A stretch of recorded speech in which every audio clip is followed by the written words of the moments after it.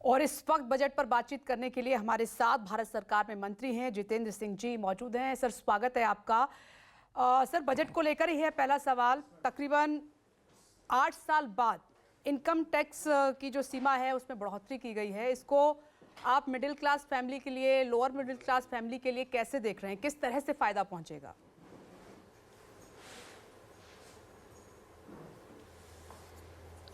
नहीं, सबसे पहले तो मैं ये कहूँगा कि एक ऐसा बजट है जिसको ऑल इंक्लूसिव बजट कह सकते हैं। किसी को इससे कोई शिकायत नहीं और कोई इससे असंतुष्ट भी नहीं है। और जैसे आपने ठीक कहा कि मध्यम वर्ग, अगर कहीं कोई इस प्रकार की शिकायत थी कि मध्यम वर्ग की चिंता नहीं उतनी की गई पिछली सरकारों द्वारा जिस प्रकार की होनी चाहिए थी, तो आज आपने वो भी देखा, वो भी बहुत संतुष्ट है। बल्कि सबसे ज़्यादा सेलिब्रेशन उन्हीं के मध्य में पाई जा रही है। एग्जेम्पशन लिमिट बढ़ा दी गई, उनकी दर भी बढ़ा दी गई।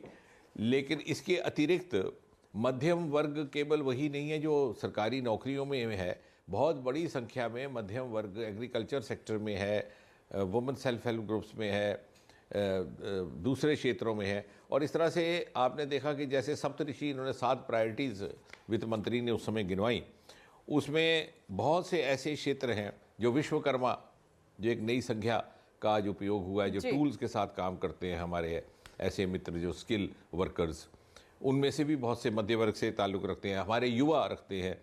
ग्रीन ग्रोथ की जब बात की गई तो वो भी कहीं ना कहीं जा कर के मुझे लगता है कि समाज के हर वर्ग को किसी न किसी तरह से उसको लाभ पहुँचे। इस प्रकार से बड़ी गहरी सोच के उपरांत ये बजट निर्माणित किया गया है। आप हर वर्ग की बात कर रहे हैं जितेंद्र सिंह जी, लेकिन अभी कई राज्यों के किसानों से हमने बातचीत की है, वो काफी इससे निराश दिखाई दे रहे हैं।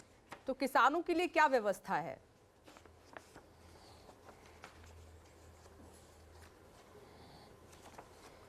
यदि आप देखेंगे तो किसानों के लिए, जहां एक और तो चूंकि इस साल इंटरनेशनल ईयर ऑफ मिलेट्स है, तो जिस प्रकार के सीरी अन्ना हब बनाने का एक की घोषणा हुई है, वो तो in keeping with the mood off the international year है। लेकिन साथ ही साथ टारगेटेड फंडिंग 20 लाख करोड़ की दी जा रही है एग्रीकल्चर सेक्टर के लिए, एनिमल हस्बेंड्री, डेयरी और फिशरीज़ के लिए। ये मल्टीपल एक्टिविटीज़ जो फार्मर्स के लिए दी जा रही हैं। इसके अतिरिक्त digital public platform, agriculture accelerator fund, ये कहीं ना कहीं जाकर के किसानों के हित की ही बातें हैं इसमें। और बल्कि कहीं पर भी नेचुरल फार्मिंग का उल्लेख हुआ है। लगभग 1 करोड़ किसानों को उसमें उस एक्टिविटी में उसमें मुब्तला करना, इन्वॉल्व करना है। तो मुझे लग रहा है कहीं कोई ऐसी बात नहीं कही गई जिससे कि एक्स्ट्रा लाइबिलिटी, एक्स्ट्रा बोझ किसान पर आए, बल्कि कहीं ना कहीं राहत की ही बात की गई है हर क्षेत्र में। और कुल मिलाकर के जो इंफ्रास्ट्रक्चर के लिए जितनी दर रखी गई है, उसका भी फ़ायदा आखिरकार किसान को भी जाता है, दूसरे वर्गों को भी जाएगा।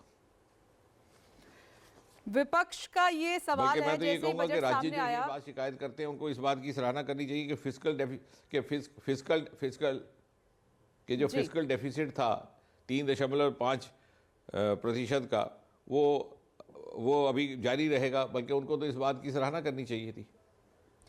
अब अपोजिशन ये कह रहा है कि इस बजट में कुछ नहीं है, मात्र बड़ी बातों के अलावा युवाओं के लिए आप डायरेक्ट नौकरी लेकर नहीं आए हैं, रोजगार की कमी दिखाई दी है।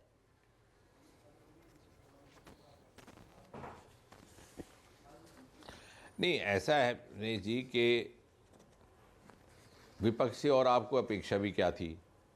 अब ये तो किसी ने नहीं अपेक्षा की थी। आपने भी तो अपने चैनल पे इसीलिए उनको आमंत्रित किया होगा कि वो सरकार की नुक्ताचीनी करें, सरकार का आलोचना करें। अगर विपक्ष बैठ कर के भी हमारी ही बात करेगा तो फिर डिबेट कैसे बनेगी, फिर डिस्कशन कैसे होगी? तो विपक्ष से तो यही अपेक्षित है कि उन्होंने ऐसा कहना। लेकिन कोई भी इम्पार्शल, निष्पक्ष अगर कोई टिप्पणीकार होगा तो ये बात समझेगा। जहाँ ये कह रहे हैं यूथ की बात, तो मैं तो कह रहा हूँ ये भरा पड़ा है। इसके जो 4 फोकस एरियाज़ हैं जो शुरू में ही वित्त मंत्री जी ने गिनवाए थे, उसी में युवा आता है। देखिए, नौकरी का मतलब क्या है? ये कहीं ना कहीं ये मानसिकता में घुस गया कि रोज़गार का मतलब है कि सरकारी तनख्वाह याफ्ता नौकरी, वेतन याफ्ता नौकरी, सैलरी जॉब। ये बजट में भरा पड़ा है। ये जो इतना बड़ा इंफ्रास्ट्रक्चर के लिए 11 लाख करोड़ रुपया, और उसमें 2.4 लाख करोड़, मात्र 11 लाख करोड़ की वृद्धि हुई है, और 2.4 लाख करोड़ रेलवे के लिए। ये कहीं ना कहीं जो इंफ्रास्ट्रक्चर डेवलपमेंट होगी, ये तो रोज़गार ही बनेगी ना। ये कुदरती ऑटोमेटिक कोई जादू से तो नहीं बन जाएगा ये इंफ्रास्ट्रक्चर।